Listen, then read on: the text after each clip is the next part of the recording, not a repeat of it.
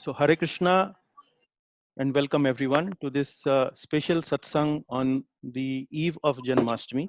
Actually, we are 2-3 days before Janmashtami, but uh, it's never a bad time to celebrate Lord's appearance. So it's always auspicious and good to speak about Lord.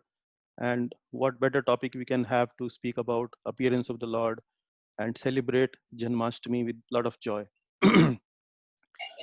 So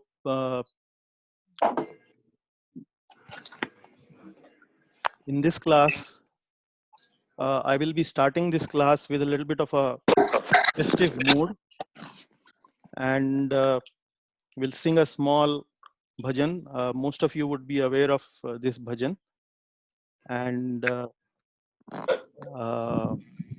we have been singing this bhajan in the past also in our classes.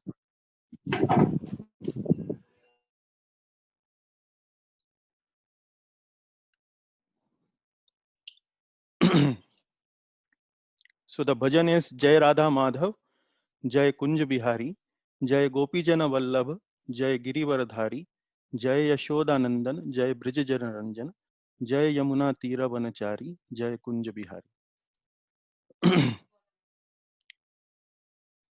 जय राधा माधव जय कुंज बिहारी जय राधा माधव जय कुंज बिहारी जय गोपी जन वल्लभ जय गिरिवरधारी जय गोपी जन वल्लभ जय गिरिवरधारी यशोदनंदन ब्रज जन रंजन यशोदनंदन ब्रज जन रंजन यशोदनंदन ब्रज जन रंजन यशोदनंदन ब्रज जन रंजन यमुना तीर वनचारी यमुना तीर वनचारी जय राधा माधव जय कुंज बिहारी जय राधा माधव जय कुंज बिहारी जय गोपी जन वल्लभ जय गिरिवरधारी जय गोपी जन वल्लभ जय गिरिवरधारी यशोदनंदन ब्रज जन रंजन यशोदनंदन ब्रज जन रंजन यशोदनंदन ब्रज जन रंजन यशोदनंदन ब्रज जन रंजन यमुना तीर वनचारी यमुना तीर वनचारी जय राधा माधव जयो कुंज बिहारी जयो राधा माधव जयो कुंज बिहारी हरे कृष्णा कृष्णा कृष्णा हरे हरे हरे राम रामो रामो हरे हरे हरे कृष्णा कृष्णा कृष्णा हरे हरे हरे रामो रामो रामो Hare Hare Hare Krishna Krishna Krishna Hare Hare, Hare Ram Ramo, Ramo Ramo Hare Hare, Hare Krishna Krishna Krishna Hare Hare, Hare Ramo, Ramo Ramo Hare Hare, Hare Krishna Krishna Krishna Hare Hare, Hare Ramo, Ramo Ramo Hare Hare. जयो राधा श्याम सुंदर राधा श्याम सुंदर राधे, जयो राधा श्याम सुंदर राधा श्याम सुंदर राधे, जयो राधा माधव राधे, जयो राधा माधव राधे, जयो सीताराम जयो लक्ष्मण हनुमान, सीताराम जयो लक्ष्मण हनुमान, जयो सीताराम जयो लक्ष्मण हनुमान, सीताराम जयो लक्ष्मण हनुमान, हरि बोल हरि बोल, हरि बोल निताय गौर हरि बोल, निताय गौर हरि बोल, हरि बोल, हरि बोल निताय गौर हरि बोल, जयो जयो प्रभुपाद प्रभुपाद प्रभुपाद, जयो जयो प्रभुपाद, जयो जयो प्रभुपाद प्रभुपाद प्रभुपाद, जयो जयो प्रभुपाद। श्री हरिनाम संकीर्तन की जय, श्री हरे कृष्ण महामंत्र की जय, श्रील प्रभुपाद की जय।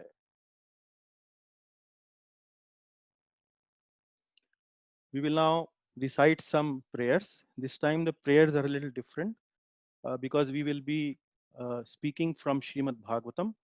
So the prayers are mainly meant for speaking or reciting before a Srimad Bhagavatam recitation or a class.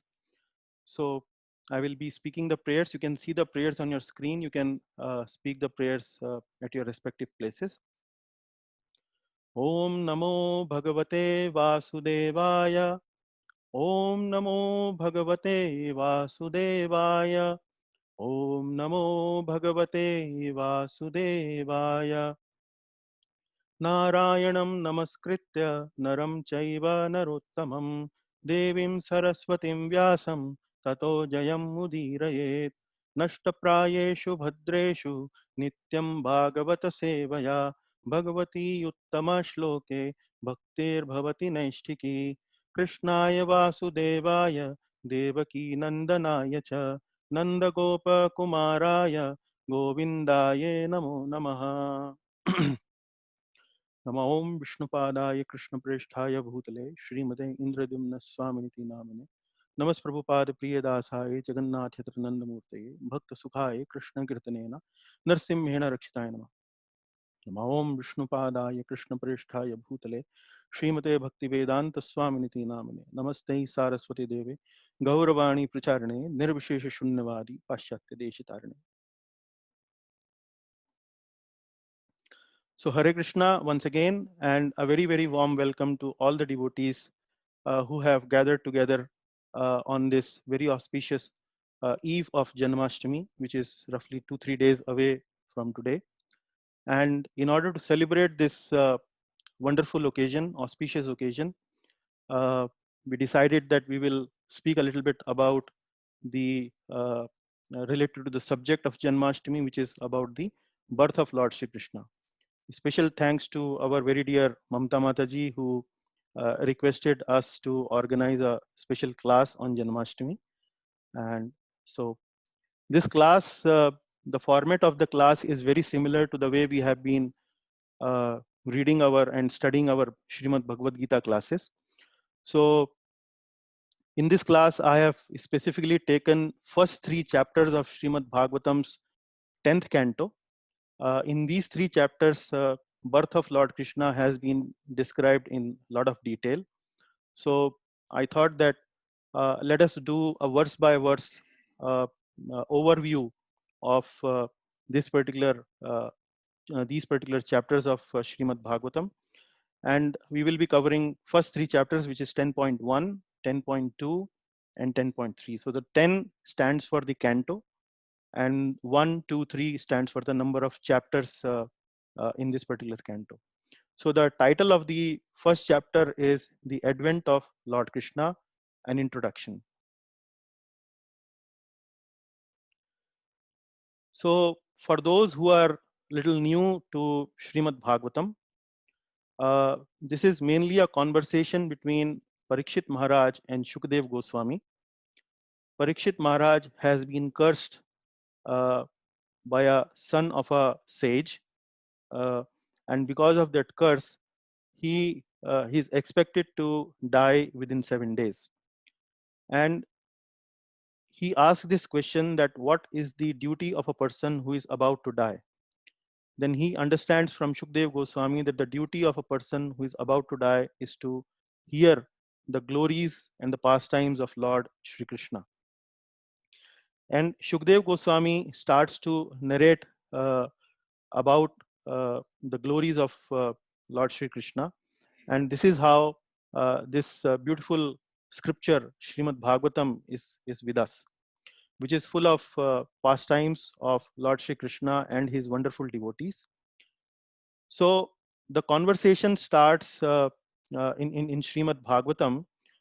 So there are multiple level of conversations that are there in Srimad Bhagavatam. However, we are picking this conversation starting from canto number 10.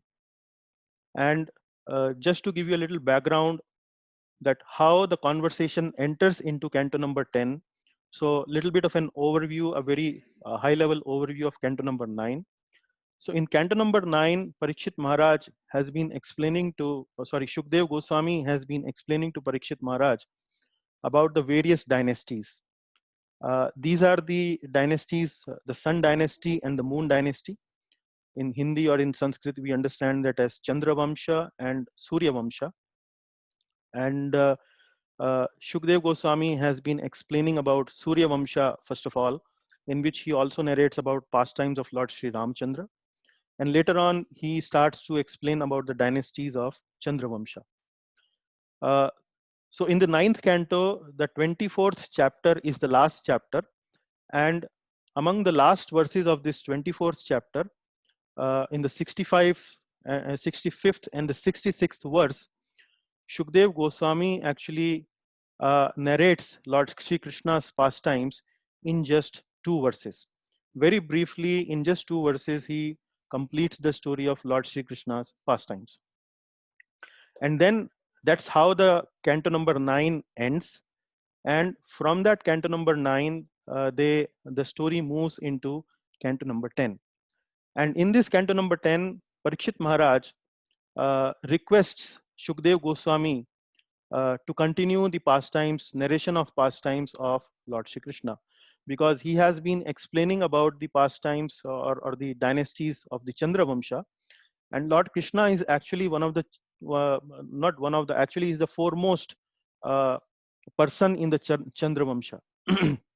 So he wanted to understand and learn and know about the pastimes and the glories of Lord Shri Krishna in much more detail.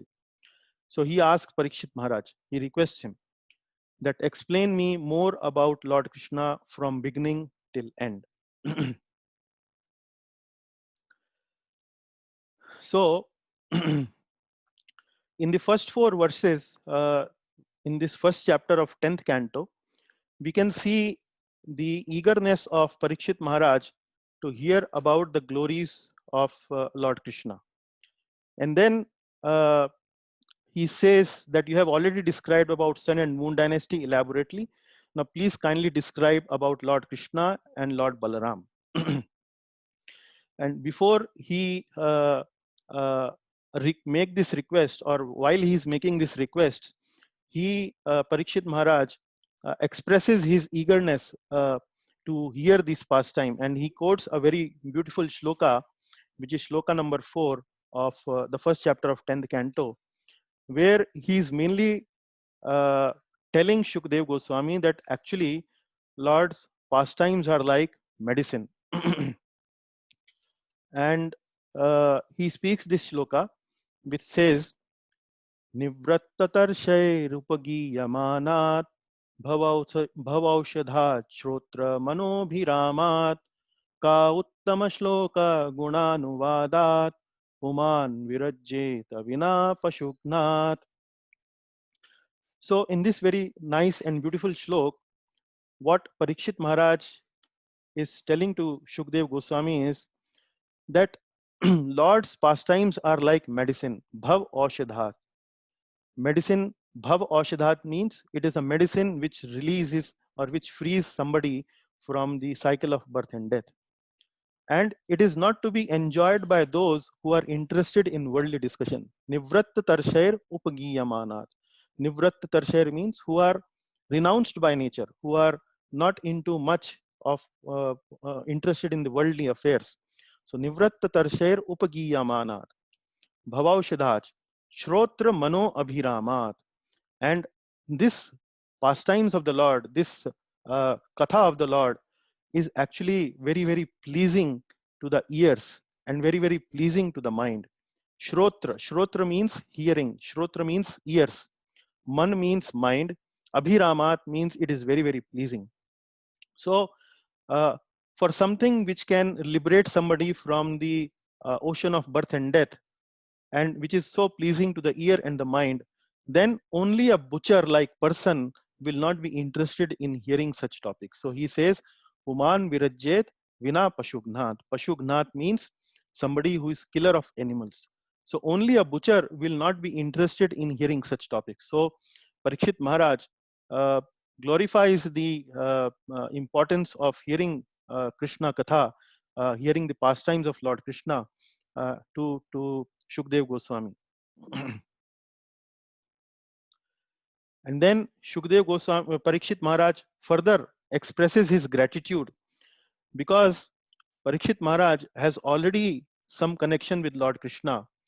He had connection with Lord Krishna through his forefathers, through his grandfather Arjuna, who actually counseled uh, Arjuna in the battlefield of Mahabharat, spoke Srimad Bhagavad Gita to Arjuna, and actually was the chief reason for the victory of Pandavas in the battlefield of Mahabharat. So he says that actually my grandfathers Arjuna and other Pandavas could only cross over the ocean of the Kurukshetra like battlefield so easily. So that battlefield was so huge, so vast, that he's comparing that battlefield to an ocean. So he's saying that my grandfathers were easily able to cross over that ocean of Kurukshetra, in which there were many, many big fishes like Bhishma, Drona, and so many other big, big warriors were there. Only because of his guidance, he was able to, Arjuna and other Pandavas were saved from these big fishes. Because they were only able to save from these big fishes in this very vast ocean, because actually they had taken the boat of the lotus feet of Shri Krishna. So he's using an analogy. He's comparing war field or battlefield to an ocean, and big, big sharks or dangerous fishes in that ocean to Bhishma and Drona, and comparing Lord Krishna's lotus feet to actually a boat. So in that boat, they could easily and safely cross over that ocean of battlefield. And then he also expresses his gratitude by citing one more instance. He says that Lord Krishna actually also saved me when I was in the womb of my mother Uttara. For those who don't know, Parikshit Maharaj was son of Abhimanyu and Uttara. When Abhimanyu died in the battlefield of Mahabharat, Uttara was pregnant with Parikshit Maharaj. And from the Kauravas side, the remaining warriors like Ashwathama, he actually uh, released a very dangerous weapon, Brahmastra, to kill Parikshit while he was in the womb of Uttara. So when he released that very fatal weapon of Brahmastra, Lord Krishna actually entered into the womb of Uttara and rescued Parikshit Maharaj. And there in the womb of Uttara, Parikshit Maharaj had the good fortune of having the darshan of the Lord. So he remembered all these pastimes. He remembered all the merciful pastimes that that Lord Krishna had performed for his family, and he's expressing his gratitude. He's glorifying the potency of hearing Krishna Katha, and he's expressing his gratitude before he starts to begin from Shukdev Goswami. And from verse number 8 till 11, Parikshit Maharaj presents many questions before Shukdev Goswami, that he wants to understand that how Balramji is son of both Devaki and Rohini, how Lord Krishna was transferred to the house of Nanda Maharaj, and where Lord Krishna actually lived with his relatives. What did Krishna do while he was in Vrindavan, Mathura? Why did he kill his uncle Kamsa? Why many years he lived with the descendants of Vrishni? How he lived with them? How many wives did he marry? How many years did he live in Dwarka? So you can see this, lot of these questions that he have asked are actually the subject matter of 10th canto of Srimad Bhagavatam. And then he also asks a very general question. He says that not only please answer these questions to me that I have asked you, but also please explain those questions which I have not been able to ask you.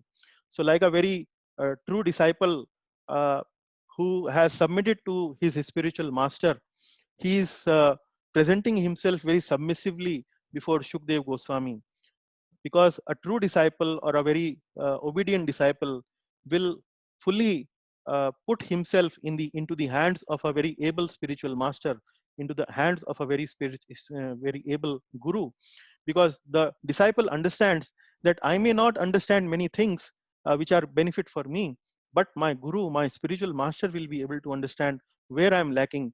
So even if I don't ask some questions like these which are for my benefit, I may specifically not know, but I give full command to my full freedom to my spiritual master to actually correct me, to actually guide me, whatever is needed for my spiritual benefit. So in the 13th verse, Parikshit Maharaj was also thinking that maybe Shukdev Goswami is actually thinking that since I have taken this vrata, I have taken this vow of not eating and drinking anything, uh, uh, Shukdev Goswami might think that I am really hungry, and or I am really thirsty. So I may not be interested in hearing about Lord Shri Krishna's pastimes. But then in 13th verse, he mentions another verse where he uh, uh, convinces Shukdev Goswami that actually thirst and hunger is not bothering me. He says, नैषादिदुस्सह क्षुण्णमाम त्यक्तोदमपि बाधते पिबन्तं त्वान्मुखं अच्युतं करि Hari कथामृतम्.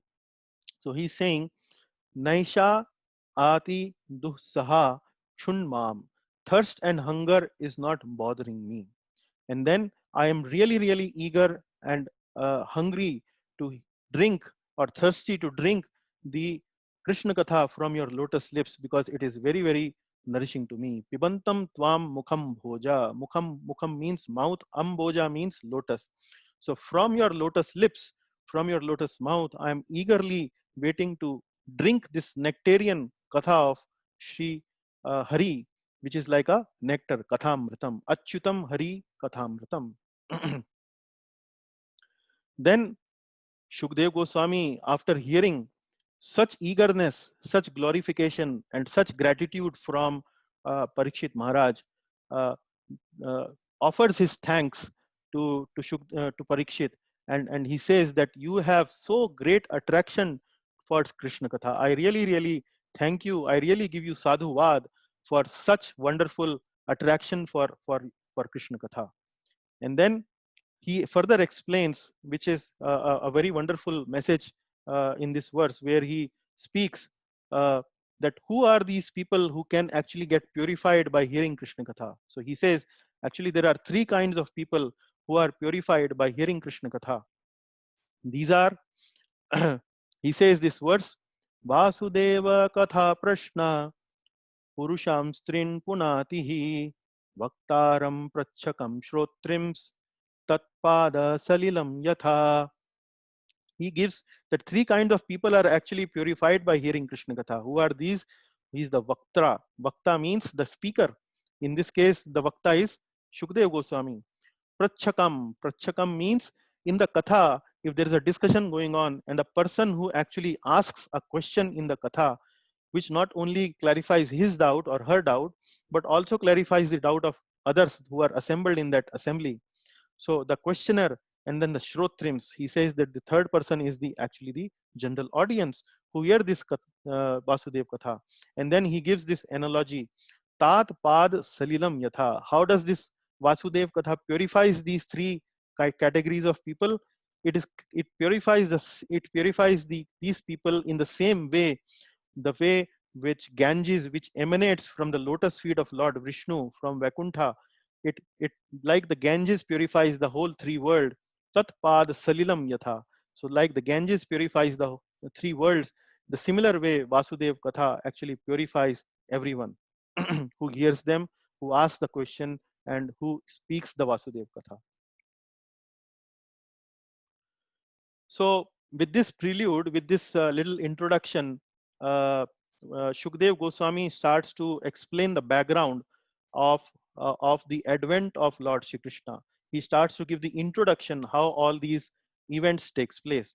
So once Mother Earth, who was feeling very much burdened by the presence of lot of demoniac kings on its surface, she was feeling really, really burdened. And then with that burden in her heart, she actually goes to Lord Brahma with prayers.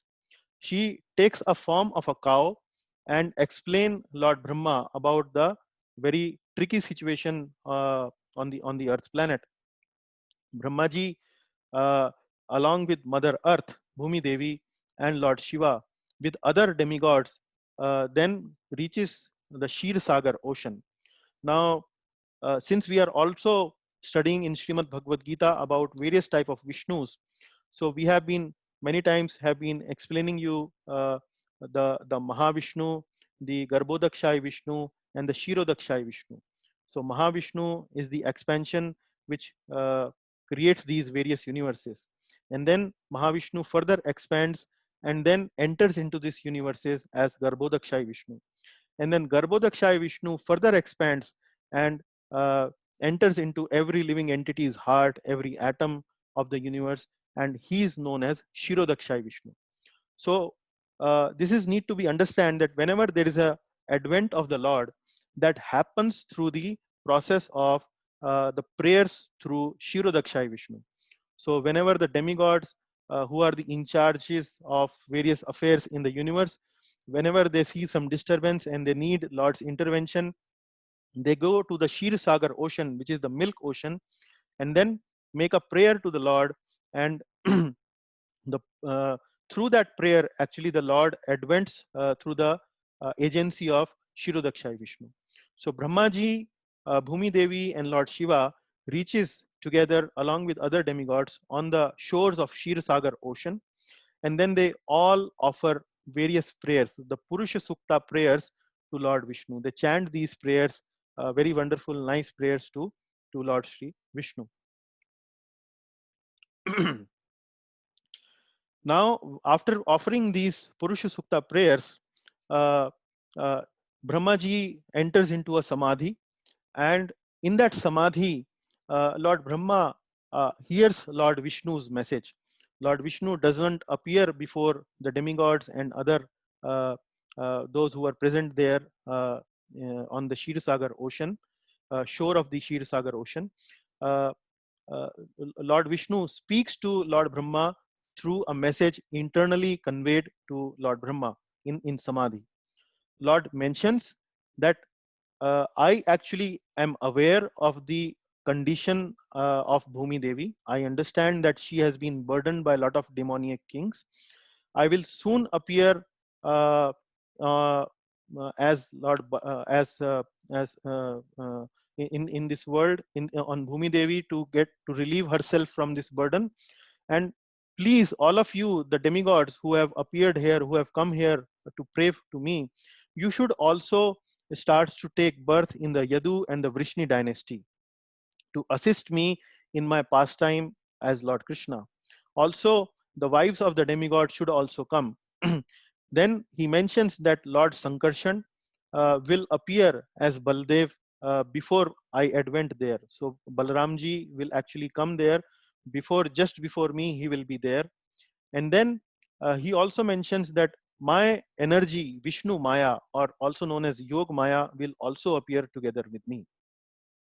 So Brahmaji hears this message of the Lord in his heart, and uh, uh, after conveying this message to the demigods present there and consoling Mother Earth with that message of the Lord, Brahmaji returns back to his abode. So this was one part of the scene where the activity is going on the Kshir Sagar ocean, where Bhumi Devi, Brahmaji, and Vishnuji are involved, and this exchange is happening between them, that how and why he will be coming together with Lord Balram. But meanwhile, we shift this discussion, we shift this katha to another part of on back to earth.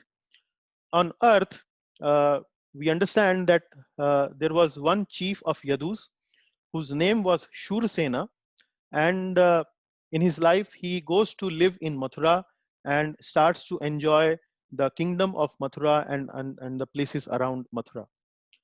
Vasudev ji, who actually will be the father of Lord Shri Krishna, as you will hear in the story, he was from the Shura Vamsa. He was one of the descendants of Shurasena. He marries Devaki. Devaki was sister of Kamsa, and on the marriage of Devaki, when Devaki was married to Vasudev, Kamsa, out of very loving affection to her sister, to his sister, starts to drive this chariot, and because Devaki was going from her father's house to her husband's house, so Kamsa, out of affection to his sister, starts to drive his chariot. So it is mentioned uh, in Srimad Bhagavatam that a lot of dowry was given by Devaki's father to Devaki. So there is a description that around 200 female assistants who were all decorated with gold ornaments, 400 elephants decorated with gold, 10,000 horses, and 1,800 chariots were given as dowry from Devaki's father to Devaki. So you can see from this description that giving up of dowry to the daughters was a uh, uh, long ago was a Vedic tradition, and father would give part of his property to the daughter, because the daughters generally would not in those times would not be will not be the receiver of recipients of the father's property. uh, so the property to the daughter used to be given in the form of dowry in in those days. So it is also mentioned that there was a very wonderful celebration. There were a playing of shankhas, turahis, mradangas, nagades, and so on. So all those celebration in that mood of celebration, uh, Kamsa was driving Devaki together with Vasudev from his father's house to uh, to Vasudev's house. Now, when this journey was going on, at that time, a very invisible voice makes. Uh, this is mentioned here in Srimad Bhagavatam. Asharir Vak. Asharir Vak means adrashya, the voice coming out from an invisible body. So an invisible voice makes an announcement The voice says, "O Kamsa, O foolish rascal, your the eighth child of Devaki will be the reason to kill you, will actually kill you." So here in this verse, 34th verse, the word that comes here is Ashtama Garbha, Ashtamaha Garbha. The eighth child of Devaki will be your killer. So there is no specific mention whether it will be a son or whether it will be a daughter. So Ashtamo Garbha, that child will kill you. Now immediately when Kamsa hears to that Akashvani, he took up a sword and started to cut off Devaki's head. So this tells that Kamsa was a very demoniac person, and these demoniac person, nobody can believe them, nobody can have any faith on them. They are very unpredictable. So short while ago, he was driving his sister out of love and affection from his father's house to her husband's house. So, but now, just after listening to this Akashvani, he took up his sword and became ready to cut off his sister's head. Now, at this moment of time, Vasudev understands that this is really very difficult situation, and he starts to intervene at this moment of time. And then he he starts to intervene and he starts to convince Vasudev in multiple ways. So we can see in Srimad Bhagavatam the kind of strategy or the way Vasudev tries to pacify Kamsa. We can see that he pacifies Kamsa in three ways. One is Sama, the second one is Bheda, and the third one is Nyaya. Sama means uh, by speaking friendly words. And then Bheda means he used fear to incite some kind of a fear in the heart of Kamsa so that he can relieve Devaki. And then he also uses philosophy and logic to convince Kamsa that what you are going to do, kill your sister, this is actually not good.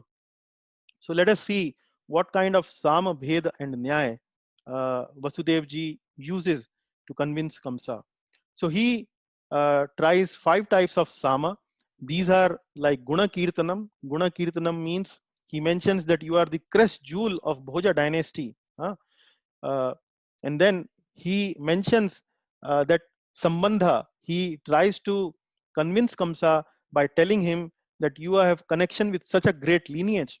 How can a person from such a great lineage, Bhoj Vamsha, can actually do some sinful act, a very horrific act like or a cowardly act like killing his own sister?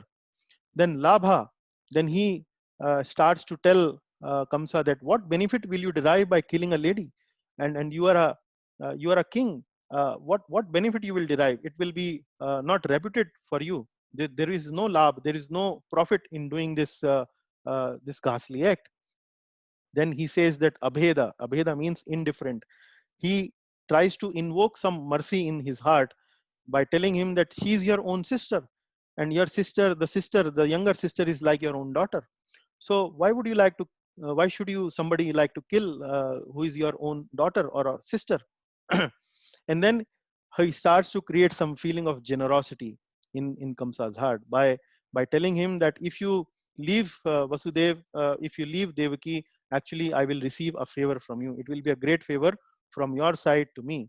So like that, in various ways, from verse number 37 to 46, we can see that uh, Vasudev ji tries to convince Kamsa to uh, relieve his sister. And Bheda, so he, like we have discussed, Bheda means inciting some kind of a fear in the heart uh, of the opponent to restrict him from doing some sinful activity or from some activity. So he's saying that this will be a sinful reaction by killing sister on marriage day. You are not only killing a lady, you are actually killing your sister, and that too on the day of her marriage. So this is going to incur a lot of huge sinful reaction. But also, please keep in mind that now my family and your family have come together in relationship, And if you do such a ghastly act, then don't think that there will not be any fight. Both the families will become enemies, and both the enemies will fight together. Then he also uses logic, philosophy. He quotes something like immortality of the soul as the reason. He says that death is going to come to everyone. So your death will also come. It is not that your death will not come, but uh, it is only the body that dies. It is not the soul that dies. So one who has taken birth is sure to die. And post the birth, Jiva will automatically receives another body due to his karma. So if you do this ghastly karma, actually you are going to get a very ghastly body. That will not be very a wonderful proposal, that you kill your sister and then goes to hell and take a very ghastly body. So like this, in multiple ways, Vasudev ji uses Sama, Bheda and Nyaya to convince Kamsa to not to kill his sister Devaki. He, while he is explaining this logic of immortality of soul, he uses various analogies. So now here you can see, as we have been studying in Srimad Bhagavad Gita, in Srimad Bhagavad Gita, Bhagwan Shri Krishna also gives this argument about immortality of soul in second chapter. And he also gives various analogies there. So one of the famous analogy is like soul takes body same as a person changes clothes. So similarly, you can see in this particular chapter, Vasudev ji is also using multiple other different analogies. So it is not only that Lord Krishna spoke about the philosophy of soul is different from body to Arjuna in the battlefield of Mahabharata. We can see from Srimad Bhagavatam and other Vedic literature that this conception is actually the central point in the Vedic philosophy. Many places in Srimad Bhagavatam and in Vedic literature, even in Ramayana also, you will see that immortality of soul and soul being different from body has been discussed. So this is actually the foundational block. This information that soul is different from body is actually the foundational block of all Vedic knowledge. But now here we want to see what are the different analogies that Vasudev ji uses to convince Kamsa when he's speaking about the immortality of soul. He mentions that as the person walks and he leaves one foot and then keep another foot on the ground, similarly the soul leaves one body and acquires another body. So here Vasudev ji is comparing the foot of a person to as soul and the ground as the body. So when we are walking, we take our foot one foot up and then keep our another foot down on the ground. Like that we walk. Similarly, Vasudev ji is saying that a person, similarly, the soul leaves one body to the another body, like a person leaves one foot from the ground and keeps another foot on the ground. Then he gives another analogy. He says, like a worm moves from one leaf to the another, similarly, the soul moves from one body to the another. Here, worm has been compared to the soul and the leaf has been compared to a body. Then he further explains in a very different way. He says that just like dreams are temporary, similarly, our bodies are also temporary. So when a person goes into a dream, he enters into a dream, he considers himself somebody else. He sometimes may consider himself as a soldier, sometimes he may consider himself as a teacher, or maybe any other role he might take in a dream. But that is not his actual position. Similarly, the soul might take one body or the another body, which is temporary. So just like dreams are temporary, the bodies are also temporary. Then he explains that our next body is decided because of mind's flickering tendencies. There are sinful tendencies present in our mind. And because of these sinful tendencies only, we take another body. If we don't have these sinful tendencies, if we have really spiritual tendencies, that we will not be taking any other body, but we will be taking a spiritual body. So Vasudev ji is explaining the analogy of using immortality of soul or the philosophy of immortality of soul and explaining to Kamsa in multiple ways. So in Srimad Bhagavad Gita, you see one way of description, but here you can see a varieties of description by Vasudev ji. He further continues this description and gives another analogy. He says, just like we see sun and moon are there in the sky, but when we see the reflection of these sun and moon in a water, where there are a lot of waves, where there are a lot of ripples, then because of these ripples, because of the shadow of sun and moon and ripples, we see a very distorted image of sun and moon in the water. Similarly, when the jiva actually doesn't behave in his capacity as a soul, because soul is a part and parcel of Supreme Lord Krishna, and when it is a part and parcel of the Supreme Lord, it should be acting in that capacity only. Part and parcel of something means that the part should serve the whole. So similarly, when the jiva forgets its real identity as part and parcel of the Lord, similarly, and starts to identify himself with his distorted identity. Similarly, like sun and moons have a distorted identity when we see their reflection in water. And that is the reason why a person takes a body in his next life, because of these selfish and impious tendencies which distorts the identity of a jiva in as a from soul to a bodily conception of life. Then the jiva actually, when leaving this body, takes another body. So these are multiple analogies that has been used by Vasudev ji to convince his brother-in-law Kamsa to spare Devaki and to spare Devaki's life.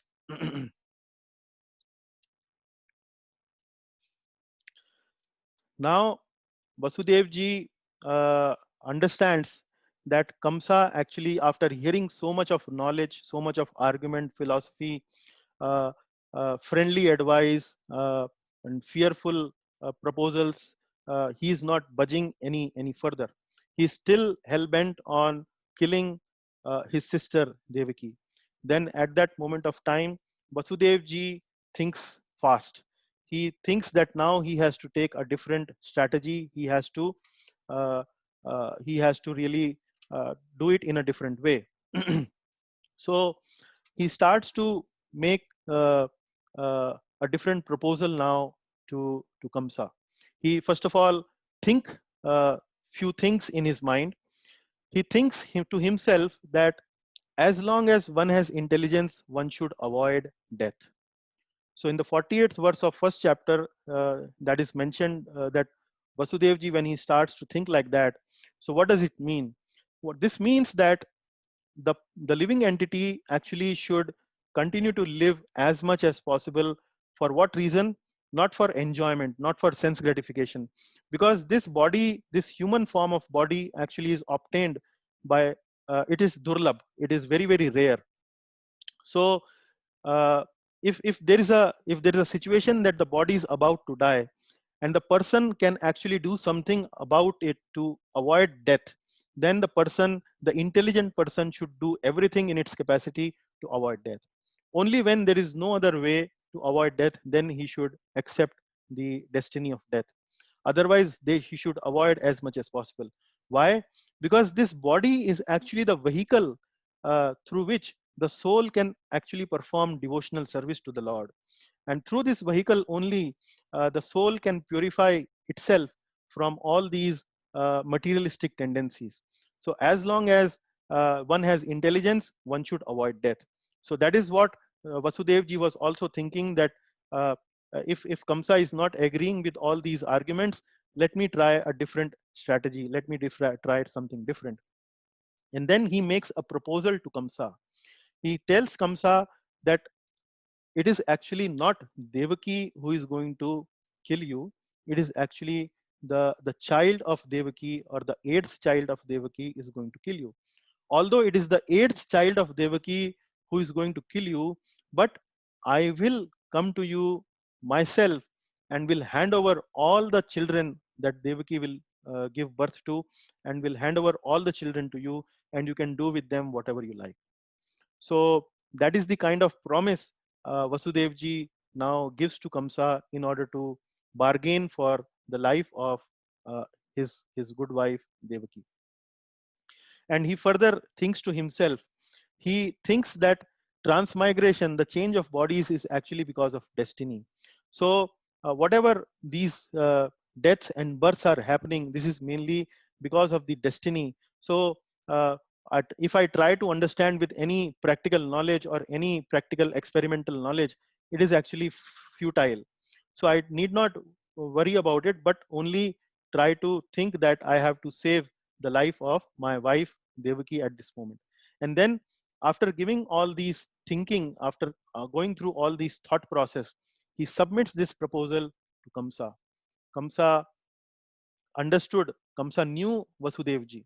Kamsa knew that Vasudevji is a person of integrity. He's a very, very truthful person. And then because of the goodwill of Vasudev, that he's a very truthful person, he's a person of integrity, Kamsa agrees to the proposal that Vasudevji is now putting forward across Kamsa. So here, in order to explain the integrity part of Vasudev ji, here there is a verse from Srimad Bhagavatam which has been spoken by Shukdev Goswami. He's saying that Kim dussaham nu sadhunam vidhusham kim apekshitam kim akaryam kadaryanam dustyajam kim dhritamanam.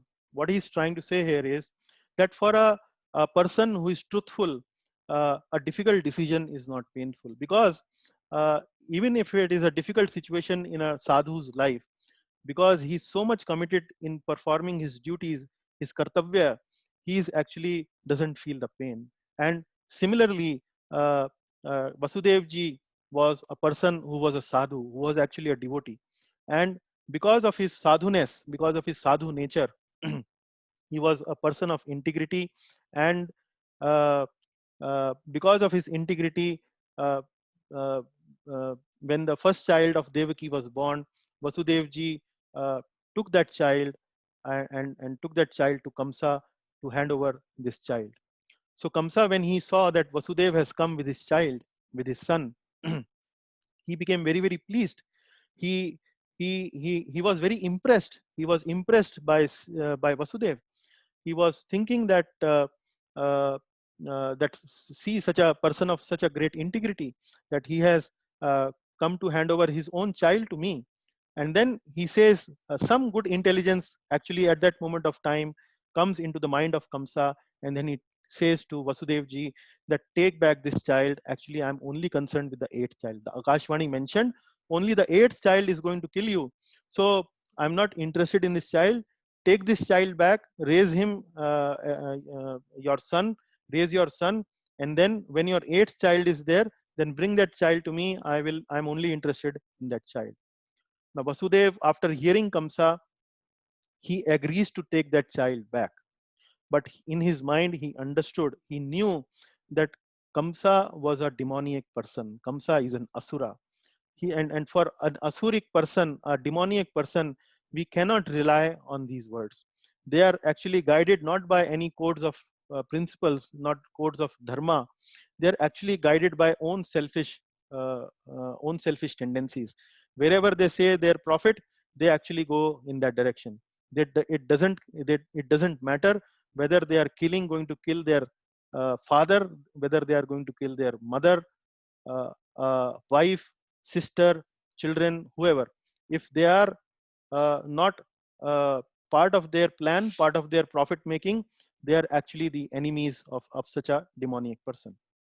So meanwhile, what happens is that Narad Muni comes to the court of Kamsa, and then he mentions to Kamsa that uh, that all the demigods have appeared. There have been a meeting in which it has been discussed and decided that the earth has been burdened by a lot of demoniac people, lot of sinful people, and it has been decided that the Lord Vishnu is going to appear on this earthly planet to get rid of this Mother Earth from all these burdensome demoniac people, and you should do something about it. So Narad Muni increases the fear in the heart of Kamsa, and then it has been mentioned by the acharyas that why a devotee like Narad Muni actually creates some fear like that. Narad Muni also mentions that an example he gives at this moment of time of a lotus with 8 petals. He mentions to Kamsa that who is going to be the 8th child? Who knows? If you look at the lotus petal, if you start to count a lotus petal from wherever, which petal can be the 8th petal? Any petal could be the 8th petal. So in that way, Narad Muni invokes fear in the heart of Kamsa, and Acharyas mention why he does like that, because he wanted that the sinful, uh, the pot of sins of Kamsa to fill as fast as possible. So if he will kill these children of Devaki, his pot will be filled, and uh, the Lord will be bound to come soon to kill this demoniac personality Kamsa. So after hearing Narad Muni, Kamsa really becomes very afraid. He becomes really very fearful, and he increases his atrocities. He immediately imprisons Vasudev and Devaki. He kills that first child and subsequently kill all the other 6 children mercilessly. And not only he kills those children, makes Vasudev, Devaki imprisoned. He uh, he also imprisons his father Ugrasena and becomes the king of Mathura. So here in 67th verse of the 10th chapter of Srimad Bhagavatam, uh, it has been mentioned that such demoniac people who are so greedy and so selfish, it doesn't matter to them that what they are doing. They can even kill their father, mother, brothers, friends. They can kill anybody.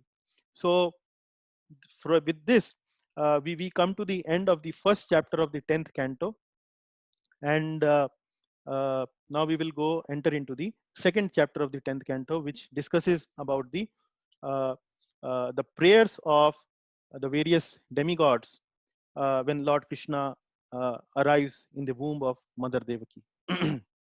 So this is a chapter which is replete with beautiful prayers uh, by the demigods, and we will try to understand some of these prayers very briefly. So as we discussed, the atrocities of Kamsa were on the rise. He had made friends with a lot of demons. The name of these demons have been mentioned in the beginning of the second chapter of the 10th canto. There were demons like Pralambasura, Bakasura, Chanur, Trinavarta, Aghasur, Mushtik, Arishta, Dvivid, Putana, Keshi, Dhenukasur, Banasur, Narkasur, and so on. And with all these demons, with all these asuras, Kamsa persecuted the Yadus. He started to take control over the Yadus, and because of his atrocities, many of the Yadus fled the kingdom. They took refuge of the kingdom of Kuru, the Panchalas, and the Kekayas, and so on.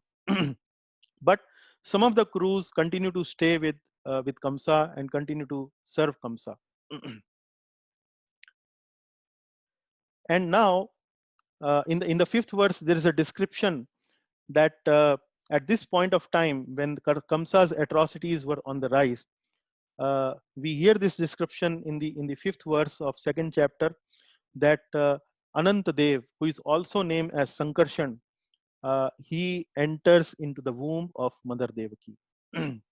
So as we know that uh, Lord Vishnu takes refuge or takes shelter, or he sleeps on the Anant Shesh. So similarly, before the arrival of the Lord, Anant Shesh had to create some kind of a bed in the womb of Mother Devaki so that Lord can gracefully enter into the womb of Mother Devaki. So after the 6 sons of Vasudev and Devaki were mercilessly killed by Kamsa, Anantadev, who is also known as Baladev, enters into the womb of Mother Devaki. Now at this time, uh, uh, Lord, the Lord also now orders his energy, Yog Maya. He orders his energy, Yog Maya, to go to Braja and transfer Baladev or Sankarshana to Rohini's womb. So Rohini is actually the mother of Baldev, Lord Balram, and who had appeared now into the womb of Mother Devaki, Lord instructs, orders his energy, Yog Maya, to transfer Lord Sankarshan Baldev ji from the womb of Mother Devaki to the womb of Rohini Mata. And he also gives the Yog Maya another job. He tells Yog Maya that I will appear as son of Devaki, and you go and appear as a daughter of Yashoda in Gokula. So with that order, Yog Maya continues to Yog Maya leaves and executes these items, these jobs, and then uh, Lord also glorifies Yog Maya.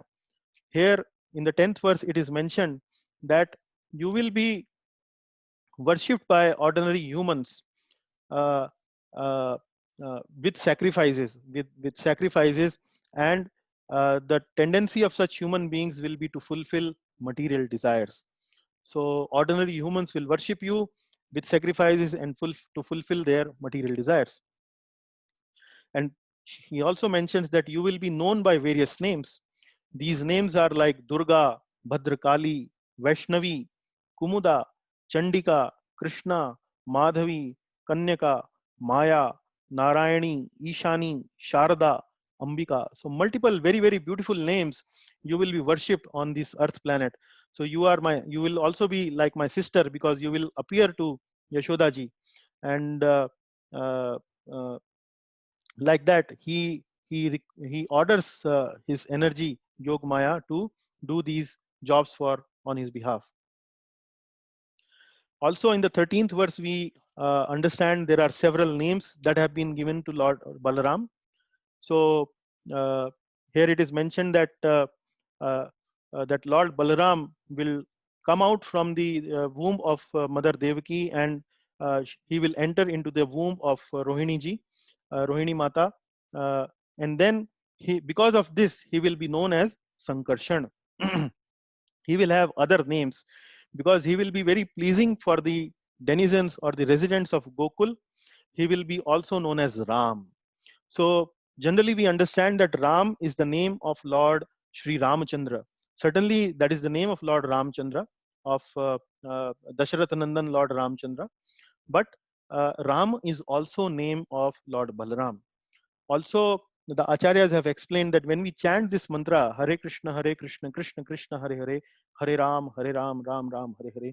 So the Ram in this verse also means Balaram, apart from Lord Sri Ramachandra. So there are several other names also, or meanings of this name Ram, that is mentioned there.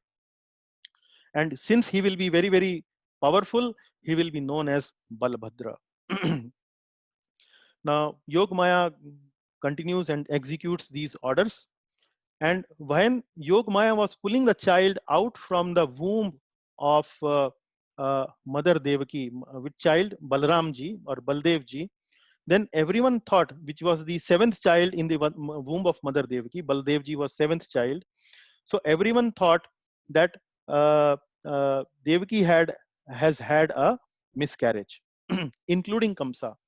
So uh, uh, and then there was a whole commotion in the palace that oh no, the Devaki has lost his son. Devaki has lost her son. So that kind of a environment was created when Yogamaya pulled out Baldevji from the womb of Mother Devaki and transferred it to the womb of Mother Rohini. So now it's the time for the Lord to appear into the Devaki's womb.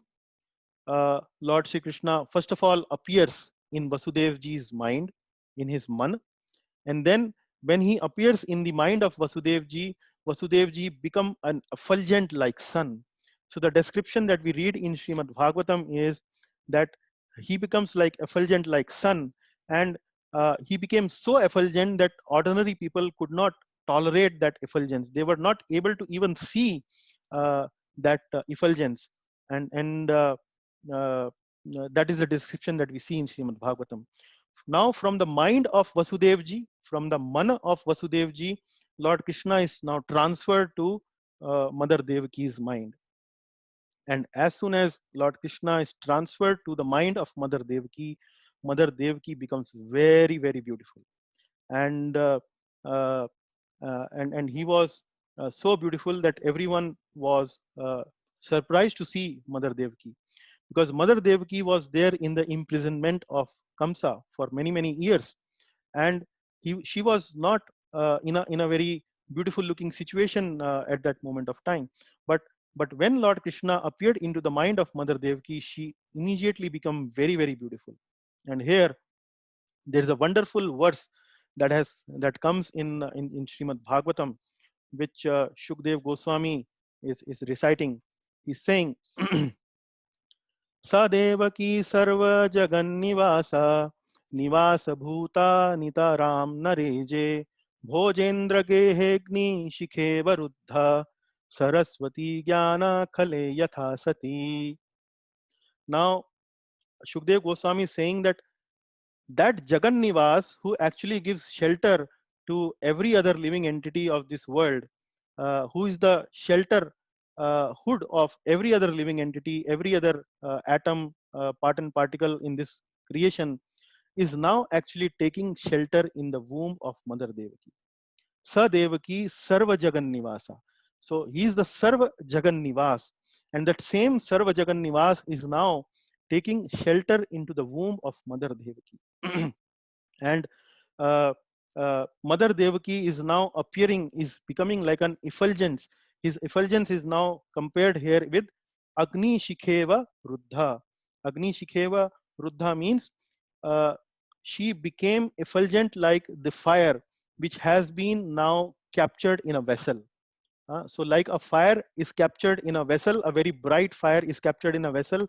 Similarly, the effulgent Devaki has now been captured in the imprisonment of Kamsa. So that is the analogy, or that is the comparison given here. Then it is another comparison given here is Saraswati Jnana Khale Yatha Sati. So uh, she was like somebody who had this knowledge which was meant for the benefit of the whole world, but uh, because of some reason, because of confidential reason, she was not distributing that knowledge. So Gyan Khale means a person who has knowledge, but still he does not distribute that knowledge because of some confidential reasons. So she was compared to Agni in a vessel, Agni in a pot, uh, uh, and then a person who has knowledge meant for the benefit of others. Also, the description comes that the prison cell where Devaki was captured, it became very effulgent.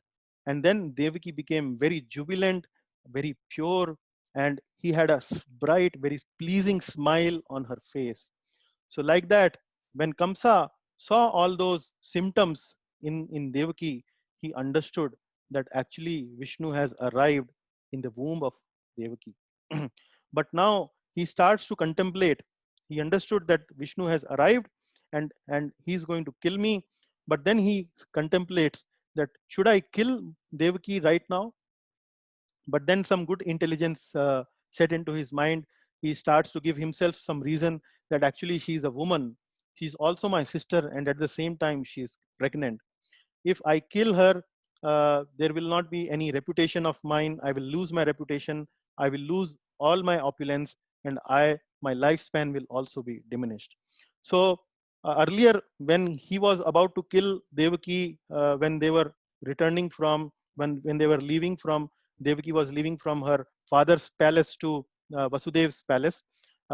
He was to be convinced by Vasudev, but this time there was some good intelligence that set forth in his mind, and then he decides that he will not kill Devaki. And some other reasons that he gives himself is that if he does like that, he will suffer both in this life and in the next life. And then he took this decision to wait. And at that time, he became very fearful of the Lord, and all the time he continuously thought about the Lord in fear. And in this, in the purport uh, to this particular verse, which is the 24th verse of the second chapter, Srila Prabhupada is writing here, although Lord was thinking about the Lord in an unfavorable way, because thinking about the Lord in fear is not a good emotion. So out of fear, he was constantly but always thinking about the Lord. So by that kind of a thinking, actually he became Krishna conscious. So even Kamsa, after he got killed by Krishna, went to the spiritual world. So the Prabhupada is writing here. So what to speak of those people who actually practice Krishna consciousness or practice the remembrance of the Lord in a favorable way. So when an unfavorable way, a demoniac person like Kamsa, by constantly thinking about the Lord, can actually get liberation, can actually go to the spiritual world. What to speak of the good fortune of a person who thinks about the Lord in a very favorable way. So now we see that there are multiple stutis from 25th verse to 42nd verse. The demigods offer very, very beautiful prayers to Lord Krishna, who has now appeared into the womb of Mother Devaki. Mother Devaki is very, very effulgent. The devatas, multiple devatas have gathered and they are offering these prayers to Mother Devaki, to Lord Shri Krishna, who is there in the womb of Mother Devaki. They are saying, Satyavratam Satyaparam Trisatyam Satyasya Yonim Nihitam Cha Satye Satyasya Satyam Rita Satyanetram Satyatmakam Tvam Sharanam Prapanna. He's saying, I have color coded various words. It's a very beautiful prayer. It says, it describes the various attributes of the Lord. It's saying that you are the absolute truth. Satyam Vratam. Oh Lord, you never deviate from your vow. Whatever vrata you take, you always fulfill it, because the Lord has now appeared into the womb of Devaki at the request of the demigods. Now the demigods are expressing their gratitude that you took the vow, you took the vrat to come. So you are Satya Vratam. Oh Lord, you never deviate from your vow. Satya Param. You are the supreme truth. You are the topmost absolute truth. Then Trisatyam. Trisatyam means that you are present always in the three phases of cosmic manifestation. So there is a creation, there is a maintenance, and there is annihilation of these cosmic world. And every time there is a creation, maintenance, and annihilation, you are always there. It doesn't affect you anyway. Then Satyasya Yonim Nihitam Cha Satya. You are actually the cause of all the truthful or the relative truth. Satyasya Yonim Nihitam Cha Satya. You are actually the cause of all the relative truths that we see in this world. So the Lord is the absolute truth, but all other truths that we see are the relative truths. So Satyasya Yonim Nihitam Cha Satya. And then Satyasya Satyam Rita Satya Netram. You are the active principle, you are the real truth. And there are in all the ingredients of creation, actually you are the active principle. Satyasya Satyam Rita Satya Netram. Satyam Satyatmakam. Sorry, this is the meaning of Satyatmakam. You are actually truth personified. Satyatmakam means you are actually the truth personified. You are there in every other ingredient of the creation. And to such a Lord, to such a absolute truth, we are offering our prayers. Tvam Sharanam Prapanna. We offer our obeisances, we surrender unto you. Kindly give us protection. So that is how the demigods offer these Garbha Stuti prayers to Lord Shri Krishna, who is present in the womb of Mother Devaki. So let us look at maybe one or two more such prayers. These are long prayers from 25th verse to 42nd verse. There are multiple of them, but we are looking mainly to a few of them just to get a flavor of what are these, some chosen important ones. So in the 30th verse, the another prayer the demigods mention is त्वय्यम्बुजाक्षाखिल सत्वधाम्नि समाधिनावेशितचेतसैके त्वत्पादपोतेन महत्तकृतेन कुर्वन्ति गोवत्सपदं भवाब्धिम्. Wonderful prayer which explains, what does it explain? It explains that, O lotus-eyed one, who is the abode of all goodness. Tvai ambujaksha akhila sattva dhamni. Ambujaksha means one who has lotus eyes. Ambuja means lotus, Aksha means eyes. Tvai Ambujaksha Akhila Satvadhamni. Akhila Satvadhamna means you are actually the dham of all goodness. Anything good that you see, you are actually the cause. You are the abode of all goodness. Samadhinaveshita chetasaike. Samadhi means fixed mind. Aveshita means invested.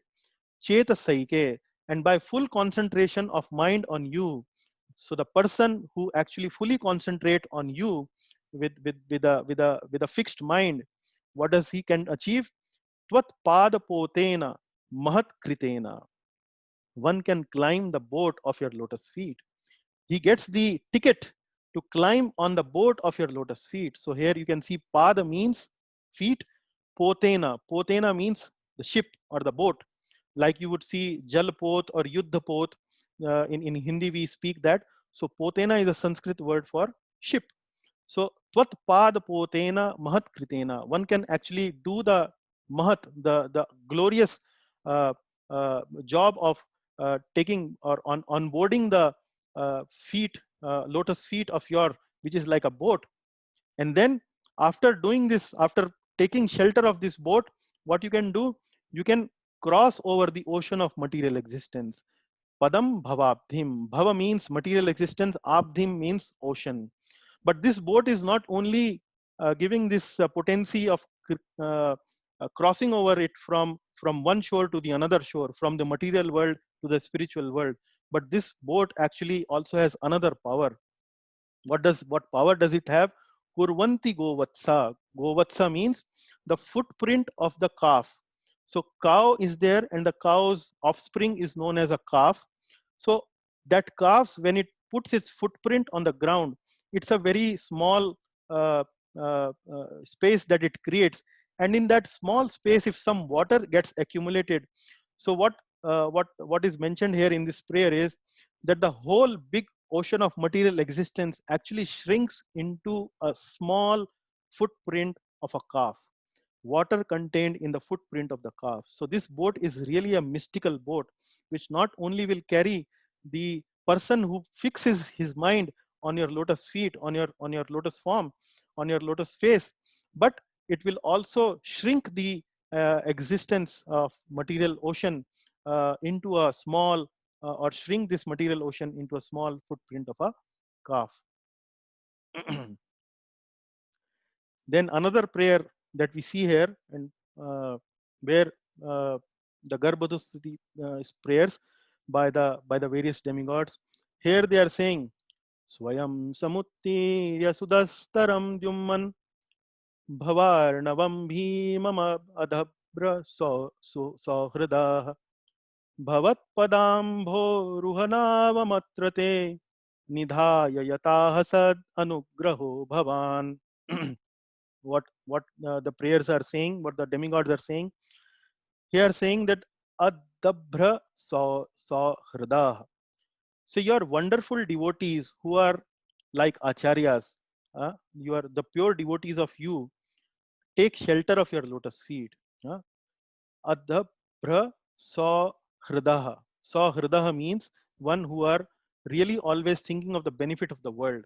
So these are actually the mentioning as for the wonderful pure devotees of the Lord. And we are the acharyas have given the explanation that they are talking about the acharyas, the leaders of the bhakti. So here they are saying is Bhavarnavam Bhimamam. Bhimam means very dangerous. Bhavarnavam. Arnavam again is ocean. Bhava means material. So to cross over the ocean of material existence, your wonderful devotees take shelter of your lotus feet. And the way they take shelter of their lotus feet, the process by which they take shelter of your lotus feet, they actually preserve that process, because that process is actually approved by me. So when your wonderful devotees take shelter of your lotus feet, that process is actually like the boat, and they leave that boat behind. For whom? For other living entities. So other living entities can also the same process of bhakti, and cross over the same ocean of material existence with ease. So here in this Garbha prayers, the various demigods are actually glorifying the various wonderful top-notch devotees of the Lord who act as the leaders, who act as like the acharyas, who lead by example, and by leading by example, they actually leave behind a legacy, which and the process by which, by using which the other devotees in this material world who are practicing sadhakas like myself and like yourself, who can also take shelter of this process and cross over this ocean of material existence with ease. So this one is the last one that I have picked up from Srimad Bhagavatam. Here, in these prayers, uh, uh, the process of bhakti yoga has been glorified. Here, the various demigods are saying, Shrinavan Grinan Samsmaram cha Chintyan Namani Rupani cha Mangalani te Kriyasu Yatva Charnaravindayor Avishta Chetana Bhavaya Kalpate. So, what is the process of devotional service? Shranaman, hearing, Grinan, speaking, Smarana, which is remembering, and Chintayan, which is meditating. So all these processes of devotional services, like there are 9 processes, the 4 of them has been mentioned in the prayers of these demigods. And then they are saying, Namani Rupani cha Mangalani te. So what do we hear? What do we speak? What do we remember and meditate on the names and forms which are very, very auspicious? Namani Rupani cha Mangalani te. So these names and these forms of the Lord are so auspicious. And then Kriyasu yat swat charnar vindayor. Now whose consciousness by hearing, speaking, remembering and meditating is always invested in your lotus feet, then these such people, they don't come to the material realm.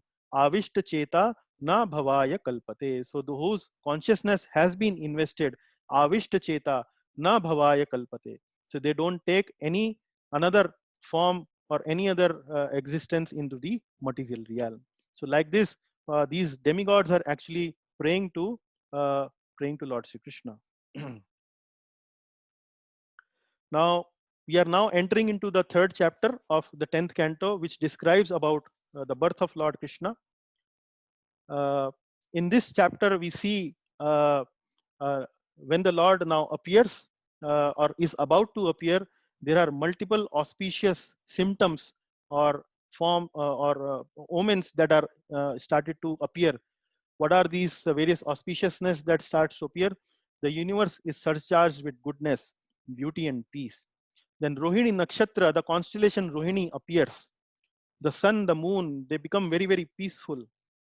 So although this happened on the Ashtami day, when the moon is not fully in its full shape, so still, because it was only partial at that time, but the moon actually, because the Lord was going to appear, the Lord also become very, very peaceful, very, very happy, and out of happiness is actually it actually emitted more light. So so it is described that the sun and the moon were very, very peaceful. All directions were peaceful. Stars were twinkling in the cloudless sky, because that was the period when the monsoon would come, the rains will come, but still the rains were not there. The sky was very, very clear and the stars were twinkling very brightly. The earth seemed very, very auspicious. There were many auspiciousness that could be seen on the planet Earth. The rivers flowed with very clear waters. The trees and plants were full of flowers and fruits. The cuckoos and bees were chanting very sweet voices, and a very fragrant breeze were blowing everywhere. So, like when a great personality is about to come, it is not that the personality comes like anything or like an ordinary person.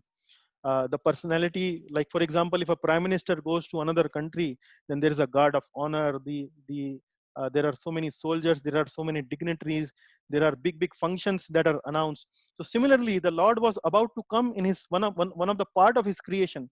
Whose creation is this? This is the creation of the Lord only. So the Lord is about to come to one of the creation. So whatever elements are there in the creation, they are actually showing a lot of auspiciousness here. And uh, then we also see that there was a lot of joy in the heavenly planets. The devatas, the residents of these devatas were very, very joyful. The munis were very, very joyful, and the clouds were also making some noise, some sound, together with the ocean, which expresses that joy. And a very beautiful shloka actually comes here in this 6th and 8th verses of chapter number 3. Mumuchur munayo deva sumanamsi mudanvitah mandam mandam jaladhara jagarjur anusagaram nishthe tama udbhute jayamane janardane devakyam devarupinyam vishnu sarva guhashayah avirasida yatha prachyam dishi nunduriva pushkalah. So what does this mean? Mumuchur Munayo Devaha. Mumuchur Munayo Devaha means there were many munis and the devas that came. And then Sumanamsi Mudanvita. Suman means flowers. The flowers became very uh, uh, happy. And then Mandam Mandam Jaladhara. Mandam Mandam Jaladhara. Jaladhara means clouds. Mandam Mandam, beautiful, small, slow, pleasing noise the clouds were making. Jagarjur Anusagaram. And together in cooperation with the sagar, in cooperation with the ocean, the clouds and the ocean were kind of bringing out a nice beat, a nice melody. Nishthe tam udbhute jayamane janardane. Then in the middle of dark night, jayamane janardane. Then the purna, then the janardan, the supreme lord actually appears. Jayamane means appears. Devakyam deva rupinyam, in the form of the four-handed form, the lord appears. Sarva guha Guhashaya. Sarva Guhashaya. Sarva Guhashaya means who is situated in everyone's heart. So the same form which is situated in everyone's heart, which is the four-armed form of the Lord, that appears there.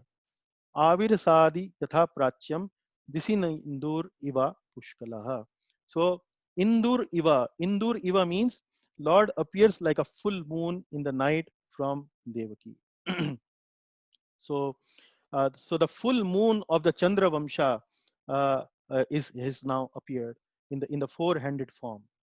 So when Vasudev ji has his wonderful divine son, his eyes is wide open with awe.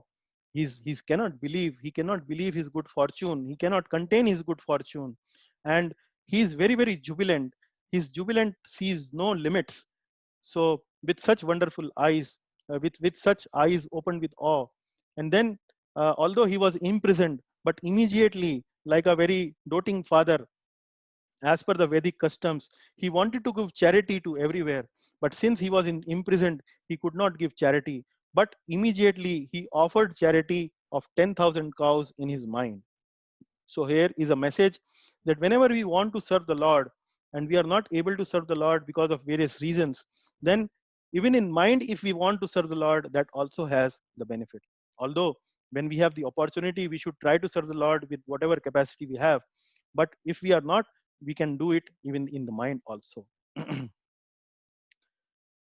Now, Lord Vasudev ji also offers multiple prayers, and I will not go into all of these prayers, but what he is saying is in his prayers is that I understand you as the supreme person who is transcendental to the material world.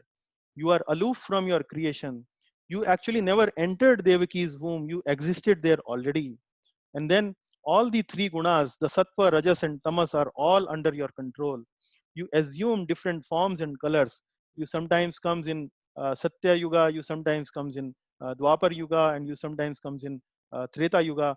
You always, whenever you are coming in different yugas, you assume different forms and colors. But you appear in this world to kill the miscreants and protect the world. So here you can see Vasudev ji is offering his prayers to the Lord as a supreme controller. But also in the next in the 22nd verse, although he's offering the prayers as the Lord is the supreme controller, but here is a little bit of a twist here. Here his fatherly affection overpowers Vasudev, and now he says that Kamsa will come and kill you. So although he's a supreme Lord in his prayers, but at the same time, he is also overwhelmed with his fatherly affection for his divine, wonderful son. And he says, Kamsa will now come and kill you.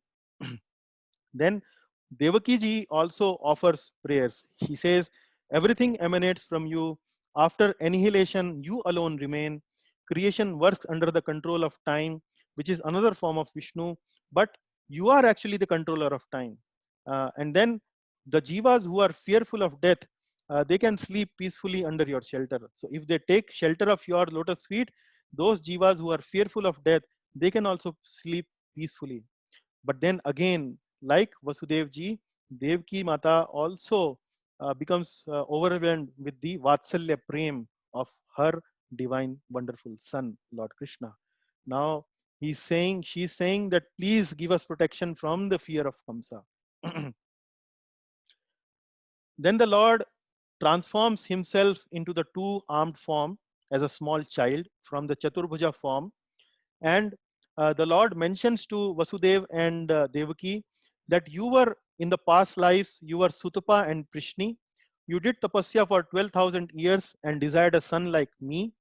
So I have given you this benediction, and I have come to yourself as your son uh, uh, 3 times. So once when you were Prishni and Sutapa, I came, appeared through your womb as Prishni Garbha. Then when you were uh, in another age, when you were Kashyap and Aditi, I came to you as your son as Vamana. But now I am coming and appearing you in the original form as Krishna. So the previous two incarnation, Prishni Garbha and Vamana, were the avatars. But this form, Krishna, who is the supreme fountainhead of Godhead, he is now saying that I am now appearing to you as my original form as Krishna. And then the Lord orders Vasudev that now you should carry me to Yashodaji in Gokul. And immediately, by the mystic power of the Lord, all the locks open up, the chains, the shackles in which Vasudev and Devaki, Vasudevji was there. They get rid of those shackles. The soldiers in the imprisonment actually went to sleep, and immediately Ananta Shesha appears and provides protection to both Vasudevji and Lord Shri Krishna. Now, Lord Shri Krishna, together with Vasudevji, uh, uh, moves to Gokul, and in the way Yamuna river comes, Yamuna ji immediately provides passage to Vasudevji.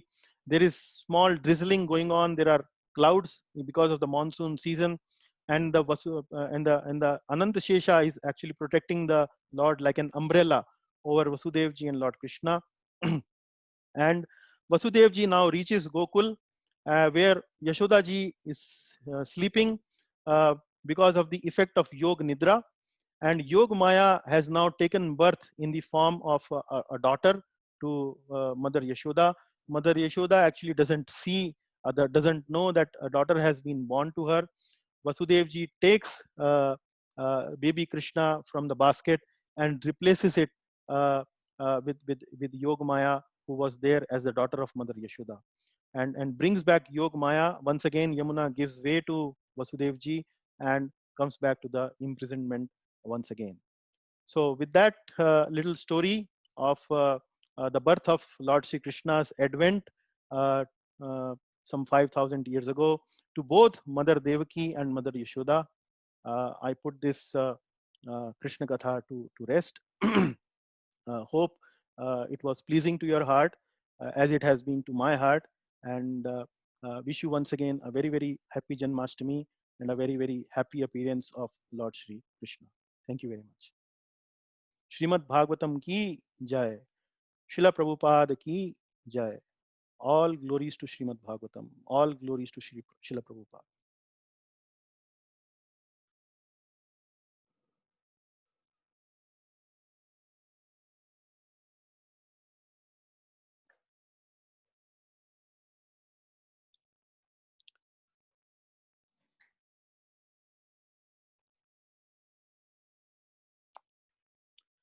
So any questions, any sharing of comments?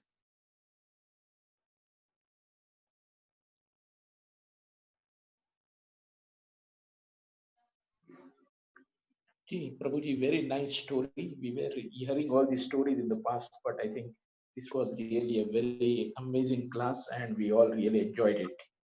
And this will be a really happy Janmashtami to all of us.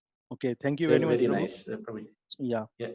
I was So, mainly, yeah, yeah, I was mainly interested in speaking directly from Bhagavatam. Actually, I wanted to yeah. capture the flow and the mood of Bhagavatam. So I personally cannot bring out that mood because of my capabilities are not there. So I thought I'll take shelter of the flow and the verses of Bhagavatam to bring out that mood. Very Hare nice. Krishna. Hare But Krishna, Prabhuji. one कैसे हैं? small query. Yes, yes, Manish ji. Sorry. Yeah. I just want to know who is Rohini Mataji? How was that? You mentioned about Rohini Mataji, but how is he connected to Vasudeva or Krishna?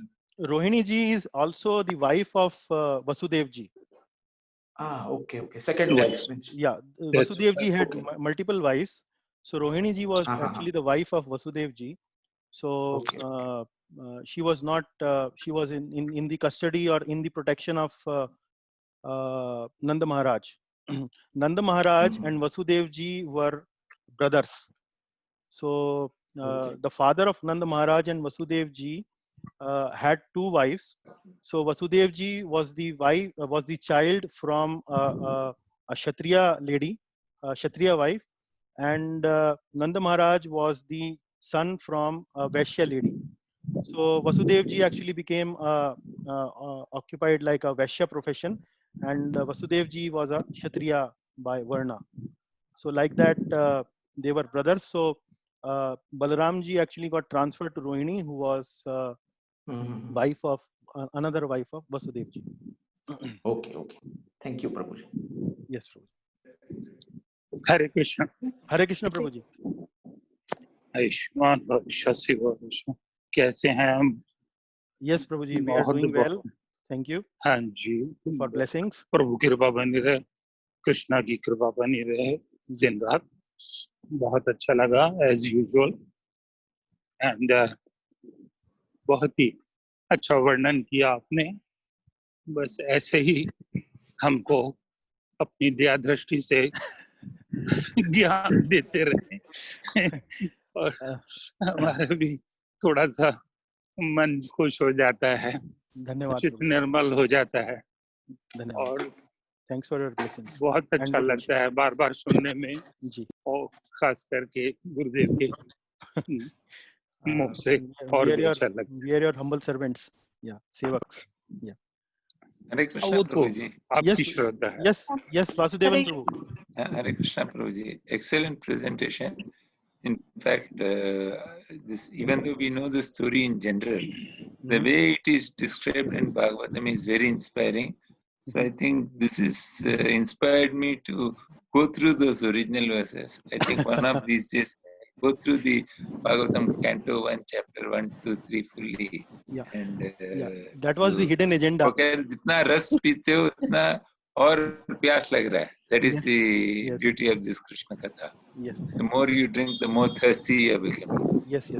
So that was the hidden agenda, to invoke that desire to read Bhagavatam verse by verse and description by description, to actually deep dive into the glorious verses of Bhagavatam, because that mood which has been brought out by Shukdev Goswami, Parikshit Maharaj, and the prayers of the demigods actually can be relished only when we take shelter of the original verses. I don't have the capability to explain it in my own words. Yeah. Thank you, Prabhu. Hare Krishna, Prabhuji. Hare Thank Krishna, you. Mataji. I went into the mode of celebration. Yeah. Master. It was Yes. beautiful. You explained the prayers and everything. It was so wonderful to hear that. Okay, Mataji. Thank you very much for encouragement. Thank you. Thank you. So we also have Nrupal ji from the Americas. She actually has joined us, I think, in the English class for the first time. And I would like to welcome Nrupal ji and would like to know if she would like to say something.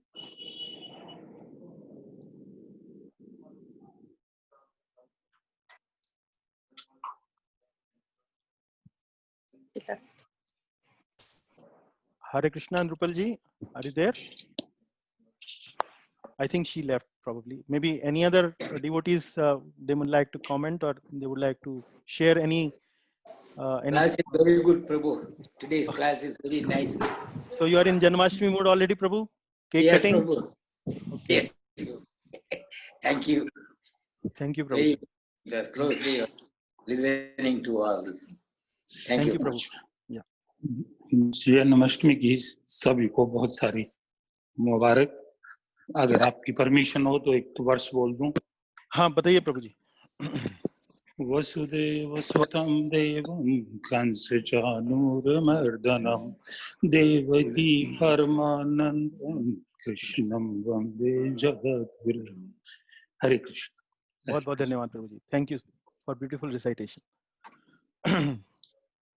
आपका प्यार। Thank you.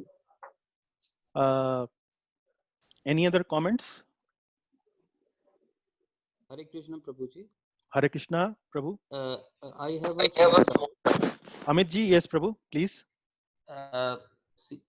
in when Krishna explains the difference of Atma and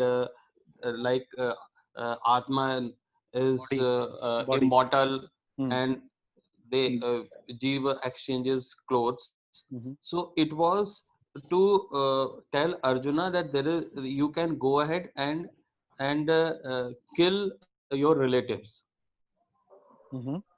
Okay, like so that Arjuna can think that even if I am killing these people, I am killing their nashwar bodies. I am not killing the jiva. क्या हुआ बोलो? Yeah, yeah. Okay, but the same argument when पहला नाम तो is उसका given right now here Mhm. by Vasudeva to Kansa, Mhm. that jiva changes bodies like we change clothes. Mhm. Vasudeva is trying to protect Devaki. Yeah, yeah. He wants that Kansa should not kill Devaki. Yeah, yeah. While in Gita, Krishna is asking Arjuna to go ahead and kill his relatives. Yeah, yeah. So here Vasudeva has an opposite task, Uh-huh. but the argument is same. Yeah, yeah, yeah. So, This so I am the not able to. yeah, yeah. So that is a very good point. So in Gita, what Lord Krishna is speaking to Arjuna, Arjuna is not a demoniac person. Actually, Arjuna is a devotee. He's a sattvic person.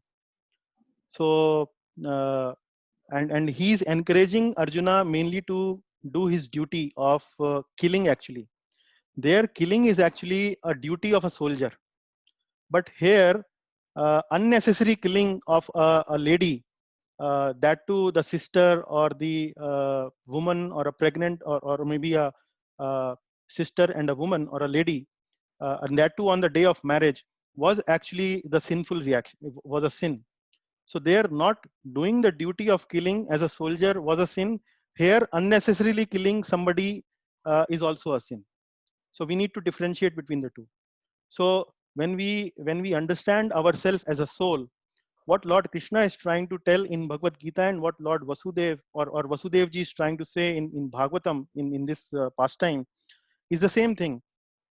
There, Arjuna, by not doing his duty, will incur sin, and that will be actually a cause of bondage, karma. And here, by killing unnecessarily a lady, will be a cause of bondage. So the message of immortality of soul, the law of karma, the law of bondage, and not being able to transcend this law of karma and bondage as a soul is central to both Bhagavad Gita as well as Srimad Bhagavatam. So that argument is still the same. But Arjuna understood that argument being a sattvic person, but here Kamsa doesn't understand that argument because he's a demoniac person. He's an asura.